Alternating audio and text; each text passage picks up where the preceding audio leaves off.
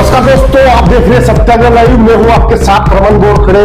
लोकसभा चुनाव का परिणाम आज आना है और इसी को लेकर हम आपके बीच हैं। सत्याग्रह लाइव आपको पल पल की रिपोर्ट देगा।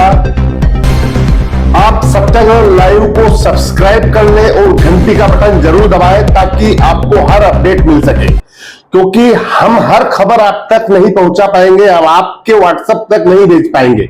अगर आप सब्सक्राइब करते हैं तो हमारी खबर अपलोड होने पर आपको नोटिफिकेशन मिलता है। तो चलिए बात करते हैं खरगोन लोकसभा चुनाव की। यहां पर कुल 5 उम्मीदवार मैदान में हैं। 2 उम्मीदवार जो है भाजपा और कांग्रेस के। भाजपा से गजेंद्र सिंह पटेल, कांग्रेस से पोललाल खरते, इन दो के बीच मुख्य मुकाबला है और मतगणना शुरू हो चुकी है।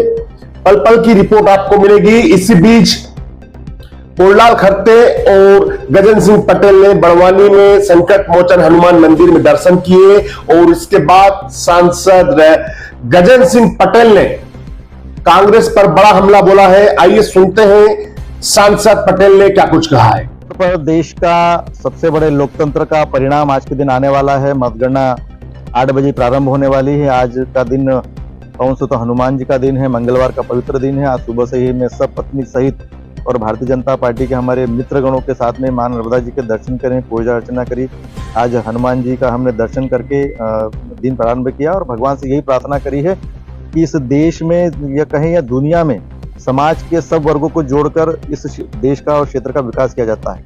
और उसी के आधार पर देश के प्रधानमंत्री आदरणीय नरेंद्र मोदी जी पिछले 10 सालों से काम कर रहे हैं और इसलिए सबको संगठित करके देश विकसित बने और विकसित भारत का जो संकल्प है उसकी शुरुआत अभी 2024 में होने वाली। उसको लेकर ईश्वर से प्रार्थना करिए कि उन्होंने तीसरी बार पूर्ण बहुमत से अब की बार 400 पार के नारे के साथ में पूरे देश में भारतीय जनता पार्टी की सरकार बन रही है।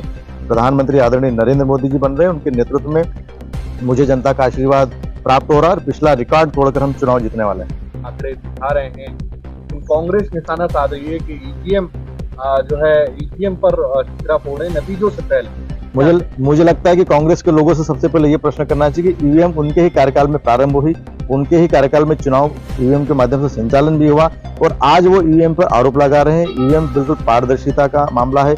कई जगह घटनाक्रम आपने देखा होगा कि पश्चिम बंगाल में जब वोटिंग हुई तो ईवीएम मशीन उन्हीं के गठबंधन के संगठनों ने पानी में फेंक दी, नदी में फेंक दी, लूटपाट करी। उनको विश्वास ही नहीं है ईवीएम पे।